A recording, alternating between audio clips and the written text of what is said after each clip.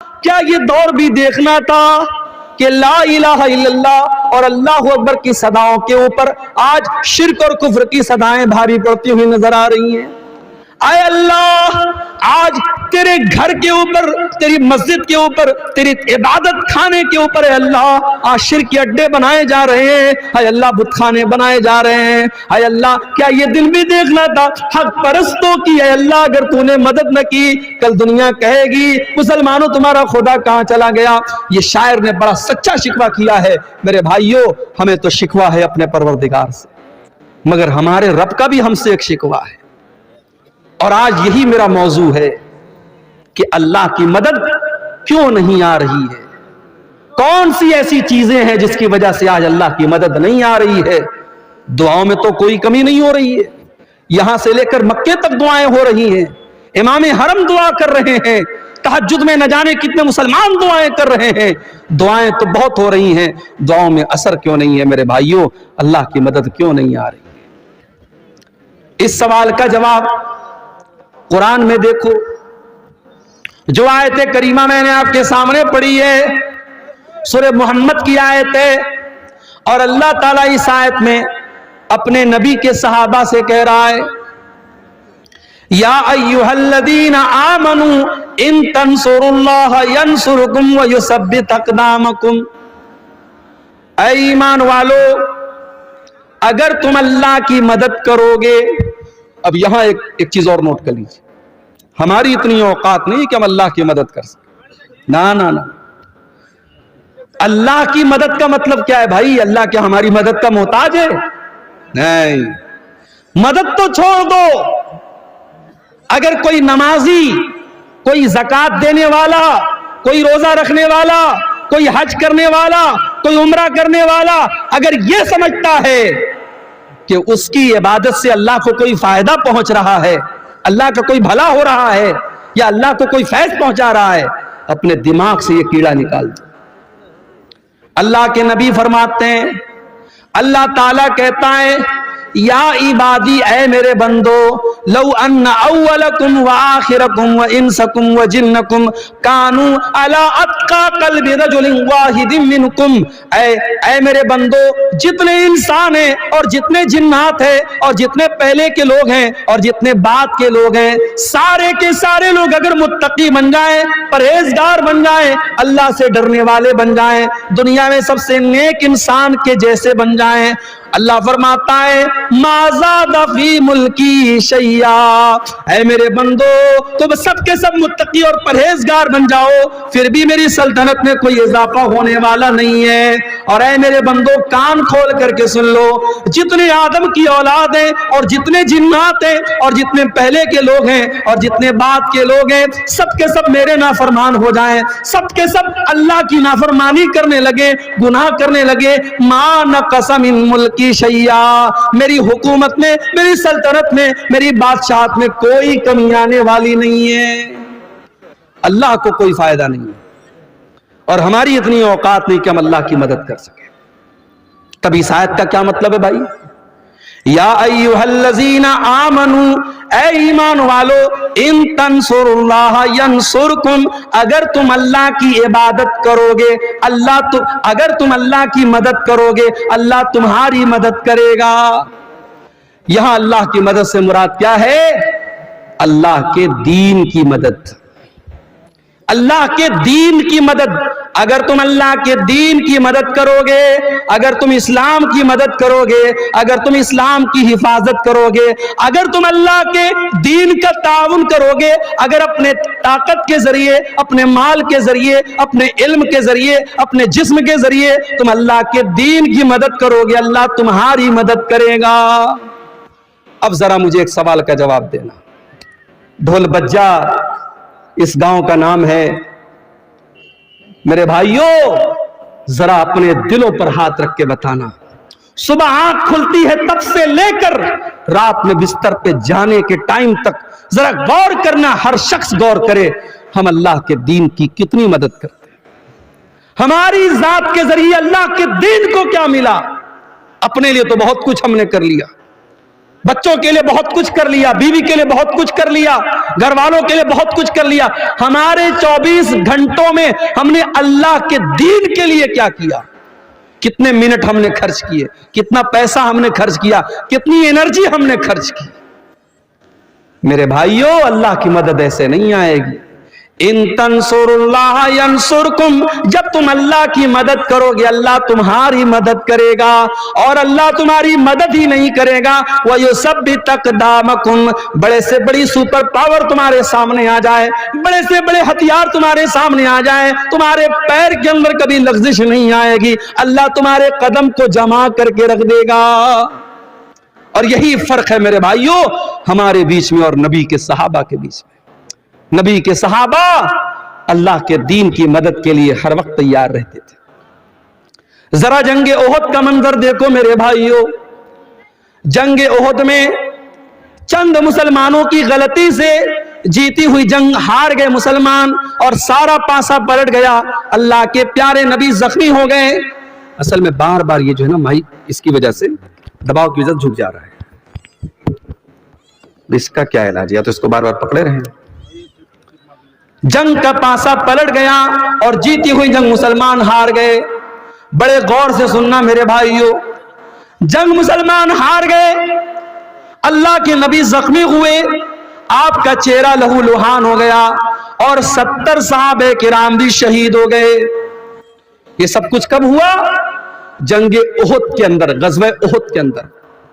نبی موجود ہیں اور اس دنیا کے سب سے بہترین لوگ یعنی مسلمان صحابہ کرام موجود ہیں، اس کے باوجود صحابہ کرام کے رہتے ہوئے اور نبی کے رہتے ہوئے یہ جنگ مسلمان ہار گئے. آج ہمیں اور آپ کو کیا لگتا ہے؟ ارے بھائی ایسا کیسے ہو سکتا ہے؟ جب ہم اللہ کے ماننے والے، اللہ کے دین پر چلنے والے، ایسا کیسے پاسبل ہے؟ ہماری مسجدوں کے ساتھ کوئی غلط کیسے کر سکتا ہے؟ ہماری مسجدوں پر کوئی انیائے کیسے ہو سکتا ہے؟ یہ تو اللہ کی عبادت کا گھر ہے. ہمیں ایسا لگتا ہے کہ نہیں لگتا؟ یہ سوال پیدا ہوتا ہے کہ نہیں ہوتا ہے؟ اب ذرا سوچو میرے بھائی، ہم تو بڑے گرے پڑے مسلمان ہیں، ہم لوگ تو بڑے گنہگار مسلمان ہیں، سر سے پیر تک گناہوں میں لت پت ہیں. سوچو جب صحابہ کے دور میں یہ حالت ہوئی ہے، ایک غلطی، صرف ایک غلطی کی ہے صحابہ نے، چند صحابہ نے، جن کو اللہ کے نبی نے تعینات کیا تھا پہاڑی کے اوپر، یہاں سے ہٹنا نہیں. 50 لوگوں کو تعینات کیا تھا، اور جب جنگ مسلمان جیت گئے اور مال غنیمت کو حاصل کرنے لگے تو ان 50 میں سے 40 صحابہ وہاں سے ہٹ گئے اور صرف 10 لوگ بچے. اور خالد بن ولید رضی اللہ تعالیٰ عنہ جو ابھی مسلمان نہیں ہوئے تھے، انہوں نے پیچھے سے حملہ کر کے جیتی ہوئی جنگ کا پاسا پلٹ دیا اور مسلمان جنگ ہار گئے. کی وجہ سے مسلمان یہ جنگ ہار گئے. اس کے بعد جب مسلمان مدینہ آئے، پتا چلا کہ مشرکین مکہ بہت بڑا لشکر لے کر کے دوبارہ حملہ کرنے والے ہیں، اور مدینہ کو ختم کرنا چاہتے ہیں، اور مدینہ کے سارے مسلمانوں کو ختم کرنا چاہتے ہیں. اللہ کے نبی نے اپنے صحابہ سے کہا، اے میرے صحابہ، ہم دشمن کا ویٹ نہیں کریں گے، ہم دشمن کا انتظار نہیں کریں گے. اے میرے صحابہ، ہم دشمن کا آگے بڑھ کر کے مقابلہ کریں گے. صحابہ کرام نے کہا، اللہ کے نبی ہم زخمی ہیں، ہمارے بدن سے خون بہ رہا ہے، ہماری تو مرہم پٹی بھی ابھی ڈھنگ سے نہ ہوئی ہے. آپ نے فرمایا، اے میرے صحابہ، ہم کسی چیز کا انتظار نہیں کریں گے، ہم اسی حال میں دشمن کا مقابلہ کرنے کے لیے جائیں گے. میرے پیارے بھائیوں، دنیا نے دیکھا، آسمان نے دیکھا، زمین نے دیکھا کہ نبی کے صحابہ زخمی حالت میں، ان کے بدن سے خون بہ رہا ہے، ان کے باڈی پر زخموں کے نشانات ہیں، ان کے بدن سے خون رس رہا ہے. اسی حالت میں مدینہ سے حمراء الاسد نام کے مقام تک جاتے ہیں، اور ان کے باڈی پر زخموں کے نشانات ہیں، ان کے بدن سے خون رس رہا ہے. اسی حالت میں مدینہ سے حمراء الاسد نام کے مقام تک جاتے ہیں اور دشمن کا مقابلہ کرنے کے لیے مدینہ سے چل کے جاتے ہیں. دشمنوں کو پتا چلا کہ مسلمان پھر سے آئے، دشمن کی ہمت نہ بڑھی اور دشمن واپس چلا گیا. قرآن کریم میں اللہ اس کا تذکرہ کرتے ہوئے فرماتا ہے، للذین احسنوا من بعد ما اصابهم القرح. اے میرے نبی، آپ کے صحابہ تو اتنے بڑے ایمان والے ہیں کہ زخمی ہونے کے باوجود اور بدن سے خون بہنے کے باوجود اللہ کا حکم آیا تو وہ لڑنے کے لیے تیار ہو گئے.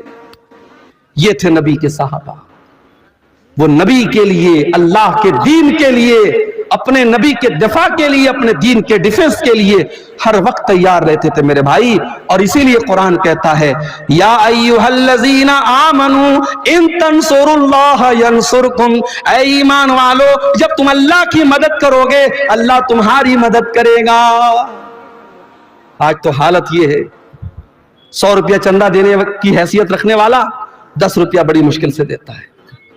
کبھی غور کرنا, ریسٹورنٹ میں 10 کی نوٹ آپ کو بہت کم ملے گی, شراب کے اڈوں پر 10 کی نوٹ بہت کم ملے گی, زنا کے اڈوں پر 10 کی نوٹ بہت کم ملے گی, مسجد کی پیٹی میں دیکھنا 10 کی نوٹ بہت زیادہ ملے گی. جو سب سے چھوٹا اماؤنٹ ہوتا ہے وہ ہم مسجدوں میں دیتے ہیں, مدرسے میں دیتے ہیں.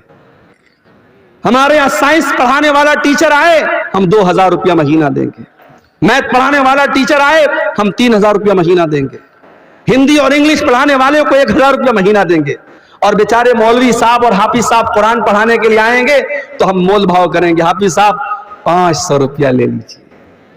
قرآن اور دین کے علم کی ویلو ہم نے گھٹا کے رکھی ہے میرے بھائی. انگلش میڈیم کے نام پر ہماری جیبوں سے 2,000 روپے فیس نکل جاتی ہے, اور مدرسے میں کہیں 100 روپے فیس لگ جائے تو ہم تانا مارتے صاحب مدرسے والے بھی 100 روپے فیس مانگنے لگے. دین کی ویلو کو ہم نے کم کر دیا میرے بھائی, دین کی اہمیت ہماری نظروں میں ہم نے حقیر کر دیا, اور آج حالات یہ ہیں دین کو ساری دنیا میں تماشا بنا کے رکھ دیا گیا. میرے پیارے ساتھیوں, جنگ تبوک کا موقع یاد کرو, جنگ تبوک کا موقع یاد کرو. گرمی کا موسم ہے, مئی جون کا مہینہ ہے, کھجوروں کے پکنے کا ٹائم ہے. اللہ کے نبی اپنے صحابہ سے کہتے ہیں اے میرے صحابہ ہم کو تبوک کے لیے جانا ہے, ہم کو 700 کلومیٹر لمبا سفر کرنا ہے. اے میرے صحابہ میرے پاس ہتھیار نہیں ہے, میرے پاس سواری نہیں ہے. اے میرے صحابہ تم تعاون کرو, تم دان دو, تم چندہ دو.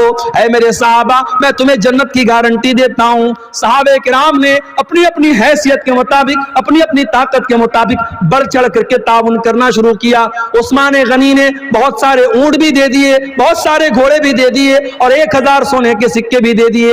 بہت سارے صحابہ غریب تھے, مزدور تھے, مزدوری کیا کرتے تھے. کوئی 1 مٹھی, کوئی 2 مٹھی گیہوں لا رہا ہے, جو لا رہا ہے. اے اللہ کے پیارے نبی میں یہ محنت کر کے مزدوری کر کے یہ لایا ہوں, اے اللہ کے نبی اس کو لے لیجیے. اللہ کے نبی سب کا چندہ لے لیتے تھے, سب کا دان لے لیتے تھے. اتنے میں حضرت عمر فاروق آئے. عمر فاروق, ان کے دل میں تمنا پیدا ہوئی, ہمیشہ نیکی کے معاملے میں ابو بکر کا نمبر سب سے آگے رہتا ہے. آج عمر کا نمبر آگے رہے گا, آج عمر آگے بڑھ کے دکھائے گا. عمر فاروق اپنے گھر آتے ہیں, اپنے سارے گھر کے مال کو اکٹھا کرتے ہیں, اور سارے مال کو 2 حصوں میں ڈیوائیڈ کرتے ہیں, اور آدھے مال کو گھر چھوڑتے ہیں, اور آدھے مال کو بورے میں پیکٹ میں پیک کرتے ہیں, اور نبی اکرم کے پاس لا کے رکھ دیتے ہیں. اللہ کے نبی پوچھتے ہیں ماں اب قیت لأہلک, اے عمر گھر والوں کے لیے کچھ چھوڑ کے آئے ہو کہ نہیں آئے ہو؟ حضرت عمر کہتے ہیں اے اللہ کے نبی آپ فکر نہ کریں, اب قیت لہم النصف, میں آدھا لایا ہوں اور آدھا چھوڑ کے آیا ہوں, آدھا لایا ہوں آدھا چھوڑ کے لایا ہوں, آپ چنتا نہ کریں, آپ فکر نہ کریں. اب حضرت عمر انتظار کر رہے ہیں کہ اب دیکھیں ابو بکر کیا لاتے ہیں. حضرت ابو بکر بھی تھوڑی دیر میں آئے, انہوں نے بھی اپنے سامان کا جھولا لا کر کے رکھ دیا. نبی نے پوچھا ما اب قیت لأہلک, اے ابو بکر تم نے گھر والوں کے لیے کیا چھوڑا ہے؟ او لوگو, ابو بکر کی زبان پر کیا جواب آیا؟ ابو بکر کی زبان پر کیا جواب آیا؟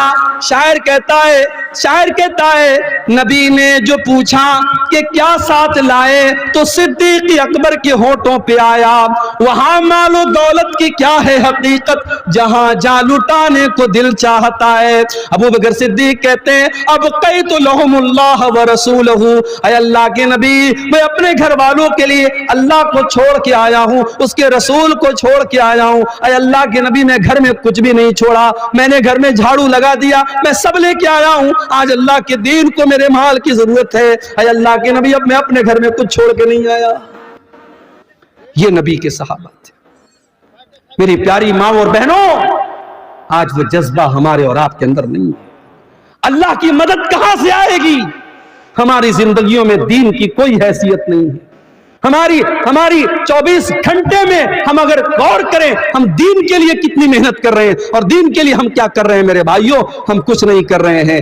اللہ کا وعدہ تو سیدھا سیدھا ہے، ان تنصروا اللہ ینصرکم، جب تم اللہ کے دین کی مدد کرو گے اللہ تمہاری مدد کرے گا۔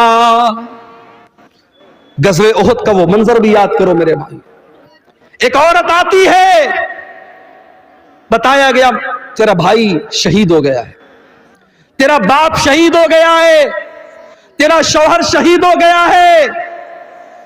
باپ کے مرنے کی خبر سنی، بھائی کے مرنے کی خبر سنی، شوہر کے مرنے کی خبر سنی، ساری مصیبتوں پر صبر کر لیا، اور پھر کہتی ہے او لوگوں ٹھیک ہے میرے باپ کا انتقال ہو گیا، میرا بھائی شہید ہو گیا، میرا شوہر شہید ہو گیا، مجھے یہ بتاؤ کہ اللہ کے رسول کا کیا حال ہے؟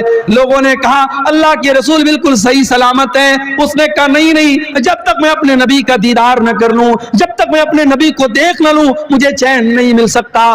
لوگوں نے دیدار کرایا، لوگوں نے دکھایا دیکھو یہ اللہ کے نبی ہے۔ جب اللہ کے نبی کو دیکھتی ہے تو کیا کہتی ہے؟ کل مصیبت بعدک جلل یا رسول اللہ، اے اللہ کے نبی آپ کے رہتے ہوئے ساری مصیبتیں میرے لیے آسان ہیں۔ اے اللہ کے نبی آپ زندہ ہیں، آپ صحیح سلامت ہیں، مجھے باپ کے جانے کا، مجھے بھائی کے جانے کا، مجھے شوہر کے جانے کا کوئی دکھ نہیں ہے۔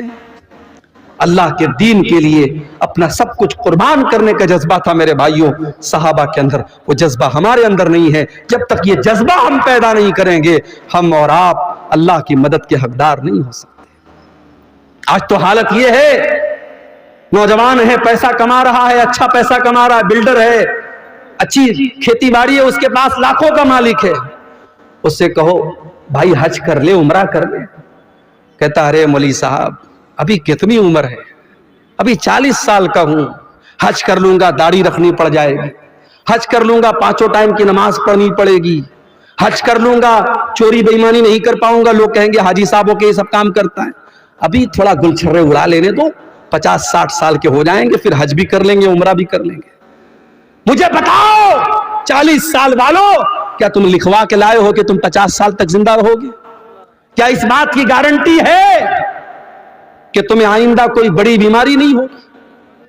اتنی چھوٹی سی عمر میں نے اپنی آنکھوں سے دیکھا ہے میرے بھائیوں، اپنی آنکھوں سے دیکھا ہے کتنے نوجوانوں کو اپنی آنکھوں سے دیکھا ہے، کوئی ایکسیڈنٹ میں مارا گیا، کوئی گھر سے نکلا تھا سیر و تفریح کرنے کے لیے، میری وائف میری اہلیہ کے خالہ کا بیٹا تھا، حافظ قرآن تھا، بڑا نیک بچہ تھا، عالم بھی تھا، گھر سے نکلا تھا، بقرعید کا موقع تھا، عید الاضحیٰ کا موقع تھا، اور اگر میری یادداشت دھوکہ نہیں کھا رہی شاید 4تھا دن تھا، دوستوں کے ساتھ بنارس میں وہ تفریح کرنے کے لیے گھومنے کے لیے بائک سے نکلا، اور میری اہلیہ اپنے مائکے میں تھیں، اور ان کی جو خالہ تھیں جو اس لڑکے کی ماں تھی وہ بھی اپنی بہن کے گھر آئی تھیں، اور بقرعید کا تہوار آپ جانتے ہیں کھانے پینے کا تہوار ہے، طرح طرح کی ڈشز کھائی جا رہی ہیں، نوجوان لڑکا گھر سے نکلا ہے، تہوار کا ٹائم ہے، بقرعید کا موقع ہے، وہ گھر سے یہ سوچ کر کے نکلا ہے کہ چلو ہم خوشی منائیں گے، ہم تھوڑا دوستوں کے ساتھ سیر و تفریح کریں گے۔ بائک سے وہ نکلتا ہے اور مغل سرائے ریلوے اسٹیشن سے قریب میں ایک ٹرک آتی ہے، اور ٹرک کا ڈرائیور شاید نشے میں رہا ہو یا نیند کے عالم میں رہا ہو، اس نے اس کی بائک میں ایسی ٹکر ماری ہے، آن دا اسپاٹ وہ لڑکا 18-20 سال کا وہ لڑکا انتقال کر جاتا ہے میرے بھائی، اور اتنی بری طریقے سے ایکسیڈنٹ ہوتا ہے، اس کے سر کا اور اس کے دھڑ کا جو حال ہوتا ہے وہ بیان کے باہر ہے میرے بھائی۔ اور تہوار کا موقع ہے جب لاش گھر میں آتی ہے اور ماں باپ اس کی لاش کو دیکھتے ہیں میرے بھائی، ماں باپ کی آنکھوں سے آنسو نہیں تھمتے، خوشی کا تہوار اور خوشی کا موقع غم میں تبدیل ہو جاتا ہے میرے بھائیوں۔ موت کا فرشتہ آپ سے اپوائنٹمنٹ لے کر کے نہیں آئے گا، آپ سے پوچھ کر کے نہیں آئے گا کون سی بیماری، کون سا ایکسیڈنٹ، کون سی مصیبت اور کون سا بہانہ آپ کی زندگی کے خاتمے کی خبر لے کے آئے گا آپ نہیں کہہ سکتے میرے بھائیوں۔ نبی اکرم کے صحابہ کو دیکھو، جنگ بدر کا موقع ہے، حضرت عمیر ابن حمام انصاری ایک نوجوان صحابی ہیں، नौजवान साहबी खजूरें खा रहे हैं और अल्लाह के नबी जंग बद्र में अपने सहाबा को जिहाद की अहमियत बता रहे हैं और अल्लाह की राह में लड़ने की अहमियत बता रहे हैं। अल्लाह के नबी सहाबा से कह रहे हैं, ऐ मेरे सहाबा, ये जंग बद्र का मैदान है, ये जन्नत का मैदान है, उठो और जन्नत को पाने के लिए लड़ पड़ो और अल्लाह की राह में कुर्बानी दे दो। हजरत उमैर इब्न हुमाम कहते हैं, ऐ अल्लाह के नबी, क्या जन्नत इतनी बड़ी है कि जन्नत की चौड़ाई आसमानों और जमीन के बराबर है? अल्लाह के नबी फरमाते कि हाँ ऐ उमैर, जन्नत की चौड़ाई तो इतनी है। वो कहते हैं, बखिन, क्या बात है? अल्लाह के नबी फरमाते हैं, ऐ उमैर, तुम ऐसा क्यों कह रहे हो? कहते हैं अल्लाह के नबी, इन्नी लअरजू, मैं उम्मीद करता हूं कि मैं भी जन्नत में चला जाऊं। आपने फरमाया, हाँ ऐ उमैर, अगर तुम अल्लाह की राह में लड़ते लड़ते शहीद हो जाओगे तो तुम भी उसी जन्नत के हकदार बनोगे। उमैर इब्न हुमाम खजूरें हाथ में लिए हुए हैं, उन खजूरों को जमीन पर फेंक देते हैं। कोई कहता है, मेरे भाई, इन खजूरों को खा ले, फिर तुम्हें मैदान जंग में जाना। कहते हैं, नहीं, इन खजूरों के खाने में अगर टाइम वेस्ट करूंगा तो ये लेट हो जाएगा, देर हो जाएगी, मेरे पास इतना टाइम नहीं है, मेरे पास इतनी फुर्सत नहीं है। और हजरत उमैर इब्न हुमाम उसी हालत में मैदान जंग में कूद पड़ते हैं और अल्लाह की राह में शहीद हो जाते हैं। मेरे प्यारे साथियों, सहाबे किराम की जिंदगियां इस तरीके के वाकयात से भरी पड़ी है। हजरत हंजला को देखो, नई शादी हुई है और शादी की पहली रात अपनी बीवी के साथ है। हर नौजवान की जिंदगी में शादी की रात बड़ी उमंगों की रात होती है। हजरत हंजला अपनी बीवी के साथ हैं, शादी की पहली रात है और सुबह होती है और अल्लाह के नबी की तरफ से जिहाद का ऐलान होता है, जंग के मैदान में जाने का ऐलान होता है। हजरत हंजला अपनी बीवी से कहते हैं, ऐ मेरी बीवी, मुझे जंग के मैदान में जाना पड़ेगा। अल्लाह के नबी की तरफ से मुनादी हो चुकी, ऐलान हो चुका है। उस जमाने की औरतें भी कैसी औरतें थी। आज के दौर की औरतें, दीन के नाम पर कोई गैरत नहीं है उनके अंदर। शौहर अगर दीन के नाम पर अपनी बीवी से किसी कुर्बानी का मुतालबा करे तो बीवी दीन के नाम पर कोई कुर्बानी देने को तैयार नहीं। दुनिया के नाम पर हर कुर्बानी तैयार है। अभी मैं भागलपुर से पूर्णिया आ रहा था, 4-5 नौजवान आपके इसी पूर्णिया के, कोई 22 का है, कोई कहीं का है, कोई कहीं का है, देखा सब मुंबई से आ रहे हैं। मुंबई से कहने लगे, मौलवी साहब, हम लोग मुंबई में रहते हैं, वहां काम करते हैं और महीनों के, सालों के बाद हम अपने वतन को लौट रहे हैं, ढेर सारा सामान लेके लौट रहे हैं। बीवी को यह गवारा है कि शौहर मुझसे 6 महीना 7 महीना दूर रहे, मुंबई में रहे, सऊदी में रहे, दुबई में रहे, बीवी को ये सारी आजमाइश और ये सारी कुर्बानी गवारा है। क्यों? क्योंकि शौहर कमा के लाएगा। अल्लाह के दीन के लिए अगर वही शौहर दाढ़ी रख ले तो बीवी कहती है, अरे पहले इतने हैंडसम लगते तो तुम दाढ़ी क्यों रख ली, तुमने बेकार लगने लगे। शौहर दीन के लिए अगर अल्लाह की राह में कुछ सदका खैरात कर दे और बीवी का कोई जेवर देने की बात कर दे तो बीवी को तैश आ जाता है। ये आज के दौर की औरतें हैं। मेरे प्यारे साथियों, हजरत हंजला शादी की पहली रात अपनी बीवी से कहते हैं, मुझे अल्लाह की राह में जाना है, नबी की तरफ से जिहाद का ऐलान हुआ है। हजरत हंजला की बीवी न चूं करती है न चरा करती, कहती बेशक आप जा सकते हैं। हालांकि उसे पता है, हो सकता है मेरा शौहर जिंदा ना आए, हो सकता है मेरे शौहर की लाश आए, हो सकता है मेरे शौहर की शहादत हो जाए, मौत हो जाए, लेकिन वो खुले दिल से इजाजत देती है। जिहादे मोहब्बत की आवाज गूंजी, कहा हंजला ने ये दुल्हन से अपनी इजाजत अगर दो तो जामे शहादत लबों से लगाने को दिल चाहता है।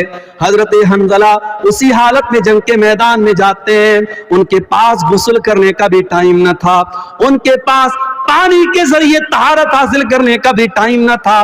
उसी जनाबत की हालत में वो जंग के मैदान में जाते हैं और मेरे भाइयों, अल्लाह की राह में शहीद हो जाते हैं। और जंग के बाद जब शहीदों की लाशों को रखा जाने लगता है, अल्लाह के नबी अपने सहाबा से कहते हैं, ओ मेरे सहाबा, इन्नी लअरा हंजला, ओ मेरे सहाबा, मैं हंजला को देख रहा हूं, तगसिलुहुल मलाइका, कि हंजला को फरिश्ते गुस्ल दे रहे हैं। हंजला जनाबत की हालत में मैदान जंग में आए थे, नापाक پاکی کی حالت میں میدان جنگ میں آئے تھے, فرشتے ان کو غسل دے رہے ہیں.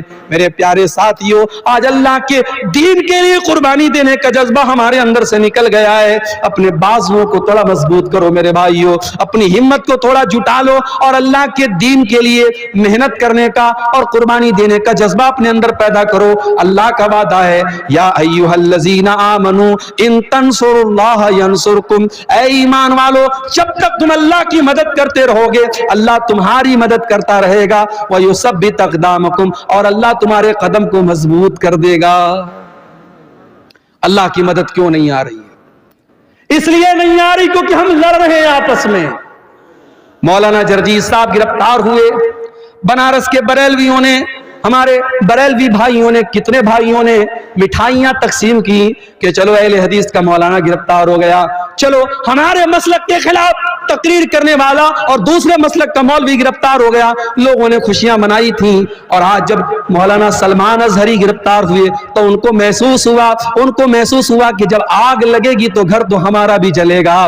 آج آگ لگی ہے, آج ان کے مسلک کے عالم کو گرفتار کیا گیا, اور اللہ کا شکر ہے کسی اہل حدیث نے یہ اس پر خوشی کا اظہار نہیں کیا, بلکہ بہت سارے اہل حدیث علماء نے, اور میں خود ان میں شامل ہوں, میں نے بھی اس کی مخالفت کی اور میں نے سپورٹ کیا کہ مولانا مفتی سلمان اظہری کو گرفتار کرنا غلط ہے. اس طریقے کی بیان بازی تو بہت سارے لوگ دیا کرتے ہیں, ایک معمولی سے بیان پر اریسٹ کرنا اور گرفتار کرنا یہ انصاف کا تقاضا نہیں ہے. کب تک لڑتے رہو گے, کب تک آپس میں اس طریقے سے مسلک کے نام پر کھیل کھیلتے رہو گے؟ اگر آج اسلام کا کوئی دشمن آپ کے مسلمان کو پکڑ کر کے اس سے زبردستی کہتا ہے تم فلاں مذہب کا نعرہ لگاؤ اور فلاں معبود کا نعرہ لگاؤ, تو ہم اس کو دیکھ کر کے ہمیں غصہ آتا ہے. لیکن آپ جاؤ دیکھو فیس بک کے اوپر وہ ویڈیو بھی آپ دیکھو کہ ایک مسلمان کو بریلوی مسلک کے لوگوں نے پکڑا اور کہا کہ تو اعلیٰ حضرت کو مانتا ہے کہ نہیں مانتا ہے, تو بریلی شریف کو مانتا ہے کہ نہیں مانتا ہے, تو فلاں فلاں کو کافر مانتا ہے کہ نہیں مانتا ہے. یہ مسلک کی آگ اور یہ فرقے کی آگ اس قدر لگ چکی ہے کہ ایک مسلک کا مسلمان دوسرے مسلک کے مسلمان کو پکڑ کر کے, جیسے موب لنچنگ کی گئی مسلمانوں کی, ایسے ایک مسلک کا مسلمان دوسرے مسلک کی موب لنچنگ کرنے تک کے لیے تیار ہے, اور اس کو پکڑ کر کے دھمکا کر کے اس سے اپنے مسلک کے نعرے لگوا رہا ہے. کب تک ہم لڑتے رہیں گے میرے بھائی؟ آج پانی سر سے اونچا جا چکا ہے. جب ہمارا دشمن مسلک کی بنیاد پر اور فرقے کی بنیاد پر ہمارے درمیان کوئی تفریق نہیں کرتا, تو ہم اور آپ اپنے آپ کو تفریق میں کیوں بانٹے ہوئے ہیں؟ آؤ سیسا پھیلائی ہوئی دیوار بن جاؤ. اور میں بڑی خوشی کے ساتھ کہتا ہوں میں پکا سلفی المسلک الحمدللہ ہوں, اور بنارس کے جامعہ سلفیہ جو ہماری جماعت کا مرکزی ادارہ ہے وہاں سے میں نے تعلیم حاصل کی ہے. لیکن آج اللہ کا شکر ہے فیس بک کے اوپر آپ دیکھ لیں, یوٹیوب کے اوپر آپ دیکھ لیں, بڑی تعداد میں ہمارے بریلوی بھائی, ہمارے دیوبندی بھائی بھی میری تقریروں کو سنتے ہیں. اور یہی شب معراج کا موقع تھا جس کو عام طور سے لوگ شب معراج مانتے ہیں, حالانکہ ہمارا یہ عقیدہ نہیں ہے. ہم یہ تو مانتے ہیں کہ اللہ کے نبی کو معراج ہوئی, مگر معراج کون سی رات ہوئی, کون سے مہینے میں ہوئی, یہ کنفرمیشن ہمیں حدیثوں کی روشنی میں نہیں ملتا. لیکن عام طور سے لوگ 27 رجب کو شب معراج مانتے ہیں کہ اسی رات میں معراج ہوئی. بنارس سے 100 کلومیٹر دور ایک جگہ پڑتی ہے مچھلی شہر, وہاں پر بریلوی بھائی ہر سال پروگرام کراتے ہیں معراج النبی کے نام پر. آپ یوٹیوب پر جا کے دیکھ لیں, وہاں مجھے تقریر کا موقع دیا گیا. بریلویوں کا مجمع ہے, ان کے نعرے لگ رہے ہیں, ان کے علماء بیٹھے ہیں, وہاں پر الحمدللہ میں نے تقریر کی اور قرآن و حدیث کی روشنی میں کی, اور جو صحیح بات ہے, جو کتاب و سنت کی بات ہے وہ میں نے بیان کی. میرے بھائیوں, ہم چاہتے ہیں کہ ایسا ماحول بنے, ایک دوسرے کا احترام ہم کرنا سیکھیں, ایک دوسرے کے علماء کا احترام کرنا ہم سیکھیں. ہمارے جو اختلافات ہیں ہم ایک دائرے میں رہ کر کے اس کو حل کر سکتے ہیں, لیکن آج مسلک کھیلنے کا ٹائم نہیں ہے میرے بھائی. ہماری تاریخ یہ بتاتی ہے اندلس جیسا ملک مسلمانوں سے خالی ہو گیا, وہاں کی مسجدوں کو استبل بنا دیا گیا, وہاں کی مسجدوں میں داس کے اڈے اور شراب کے اڈے بن گئے. کیوں؟ جاؤ اتہاس اٹھا کے دیکھو, تاریخ اٹھا کے دیکھو, اندلس کے مسلمان آپس میں لڑ پڑے, چھوٹی چھوٹی ریاستیں قائم ہو گئی, اندلس کے الگ الگ علاقے میں چھوٹی چھوٹی حکومتیں قائم ہو گئی, اور جب دشمن نے حملہ کیا, دشمن کا ساتھ اپنے مسلمان بھائی کے خلاف دیا ان لوگوں نے, نتیجہ یہ نکلا اندلس کے اندر سے مسلمان ختم ہو گئے. اور آج آپ अंदलुस में देखिए, तलाश करना पड़ेगा, दूर दूर तक आपको कोई मस्जिद नहीं मिलेगी, कोई मुसलमान नहीं मिलेगा। मेरे भाइयों, अगर हम उस तारीख से अपने आप को बचाना चाहते हैं, हमें अपने अंदर इत्तेहाद पैदा करना पड़ेगा, यूनिटी पैदा करना पड़ेगा, इत्तेहाद पैदा करना पड़ेगा। और जब हम इत्तेहाद की बात करते हैं तो माफ कीजिए, हर चीज में इत्तेहाद की बात आती है। आगे मुल्क में हुक्मरानी किसकी होगी, मुल्क के इक़्तिदार पर कौन बैठेगा, हम डिसाइड तो नहीं कर सकते कौन बैठेगा, मगर हम ये तो बता सकते हैं कि हम मुसलमान इस मुल्क में हम मुत्तहिद होकर के हम वोटिंग करते हैं। आने वाले इलेक्शन के मौके पर भी आप अपने वोट के जरिए ऐसी ताकतों को आप अपना वोट दीजिए जिनके बारे में आपको ये लगता है कि हाँ, ये मुल्क में अमन, चैन और सुकून को बढ़ावा देंगी, और ऐसी ताकतों को नाकाम कीजिए जो मुल्क के माहौल में नफरत का जहर घोलना चाहती है। मेरे भाइयों, हमें और आपको अपने अंदर इत्तेहाद पैदा करना पड़ेगा। कुरान क्या कहता है, वातसिमू बिहब्लिल्लाहि जमीआ, ऐ ईमान वालो तुम अल्लाह की रस्सी को मिलकर के थाम लो, वला तफर्रकू, और आपस में तुम फिरकों में न बंटो, वज़कुरू नेमतल्लाहि अलैकुम, और ऐ ईमान वालो तुम अल्लाह की नेमत को याद करो, इज़ कुंतुम आदान, जब तुम एक दूसरे के दुश्मन थे, फ़अल्लफ़ बैन क़ुलूबिकुम, अल्लाह ने अपने नबी को भेज करके तुम्हें भाई भाई बना दिया। आज तो हालात ये हैं, एक सगा भाई अपने सगे भाई की जमीन पर नाजायज कब्जा करके बैठा है।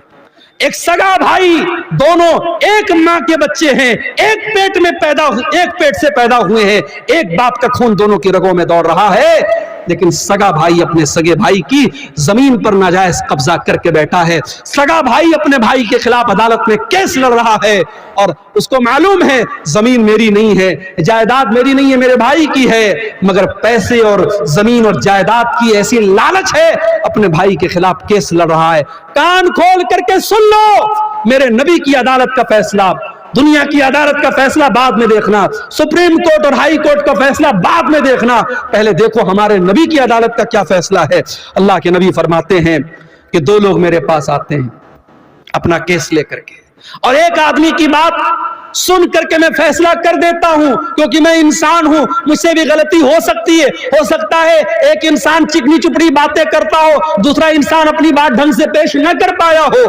कान खोल करके सुन लो, अल्लाह के नबी फरमाते हैं, अगर मैंने फैसला गलत कर दिया, जिसकी जमीन नहीं थी, जिसकी जायदाद नहीं थी, जिसका हिस्सा नहीं था, उसको मैंने दे दिया, फ़इन्नमा अक़तउ लहू क़ितअतम मिनन नार। कान खोल करके सुन लो, मैं उसको जमीन का टुकड़ा नहीं दे रहा हूं, मैं उसको जहन्नम की आग का टुकड़ा दे रहा हूं। ओ लोगों, अपने भाई की, अपनी बहन की जमीन आपने नाजायज तरीके से हथिया भी ली। आपने जमीन नहीं हथियाई, आपने बिल्डिंग नहीं ली, आपने घर नहीं लिया, आपने खेत नहीं लिया, आपने तो जहन्नम का टुकड़ा ले लिया, आपने तो बहुत बड़ा घाटे का सौदा कर लिया, घाटे का सौदा आपने कर लिया। मेरे भाइयों, कुरान कह रहा है कि मुत्तहिद हो जाओ, अल्लाह के बंदो भाई भाई बन जाओ। नबी के सहाबा भाई भाई बन करके रहे। मक्का के मुहाजिर जब मदीना पहुंचे, मदीना के अंसारियों ने खुले दिल से कहा कि हमारे भाइयों, हमारे घर के दरवाजे आपके लिए खुले हैं। यहां तक कहा जमीन मेरी है, खेत मेरा है, जायदाद मेरी है, लेकिन नबी ने आपको मेरा भाई बनाया है, आ जाओ हम जमीन के दो टुकड़े कर देते हैं, घर के दो हिस्से कर देते हैं, खेत के दो हिस्से कर देते हैं, आधा तुम ले लो, आधा मैं ले लेता हूं। यहां तक कहा मेरी दो बीवियां हैं, तुम किसी एक को पसंद कर लो, मैं तलाक दे देता हूं, तुम निकाह कर लेना।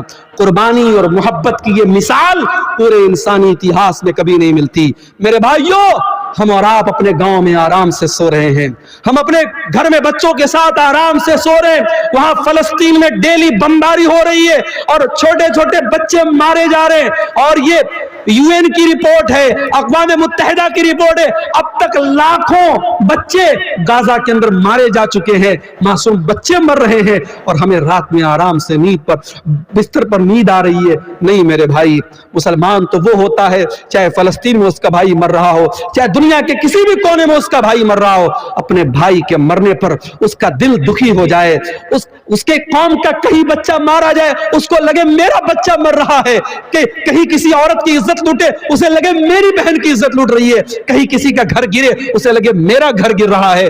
नबी अकरम सल्लल्लाहु अलैहि वसल्लम फरमाते हैं कि अल मोमिनु लिल मोमिन कल बुनियान यशुद्दु बाज़ुहु बाज़ा, मुसलमान तो मुसलमान के लिए एक इमारत की तरह होना चाहिए, एक बिल्डिंग की तरह होना चाहिए। जैसे एक बिल्डिंग जब तैयार होती है, उसमें पिलर्स भी खड़े किए जाते हैं, उसमें बाकायदा स्लैब भी डाला जाता है, उसमें सीमेंट का अपना रोल होता है, उसमें छड़ का अपना रोल होता है, उसमें सरिया का अपना रोल होता है। जैसे एक बिल्डिंग तैयार होती है और बिल्डिंग का हर मटेरियल दूसरे मटेरियल को ताकत देता है, मुसलमान को ताकत देने वाला बने, मुसलमान का सपोर्टर बने, मुसलमान का हमदर्द बने। और एक और हदीस में अल्लाह के नबी फरमाते हैं मसलुल मोमिनीना फी तवाद्दिहिम व तआतुफिहिम व तराहुमिहिम कमसलिल जसदिल वाहिद। आपने फरमाया मुसलमानों इतनी मोहब्बत एक दूसरे से करो, इतनी हमदर्दी एक दूसरे से करो जैसे इंसान का शरीर होता है। मानो शरीर में, इंसान के जिस्म में कहीं एक कांटा भी चुभता है, पूरा बदन बेचैन हो जाता है। मुसलमानों तुम्हारे दरमियान इतनी मोहब्बत होनी चाहिए। आओ इत्तेहाद अपने अंदर पैदा करो। बिरादरी बात के नाम पे मुझे मालूम है बिहार में बहुत सारी जगहों पर बिरादरी के नाम पर बड़ी कट्टरता है। इसी दरभंगा के इलाके में एक गांव में लोगों ने बताया भी और न्यूज में भी आया कि एक गांव में अंसारियों का रास्ता अलग है, शेख का रास्ता अलग है। आपके इलाके में सुरजापुरी और शेरशाबादी के दरमियान बड़े इख्तलाफात की खलीज है। मेरे भाई, ये वक्त बिरादरियों के नाम पे लड़ने का नहीं है, ये वक्त फिरकों के नाम पे लड़ने का नहीं है, ये वक्त मसलक के नाम पे लड़ने का नहीं है।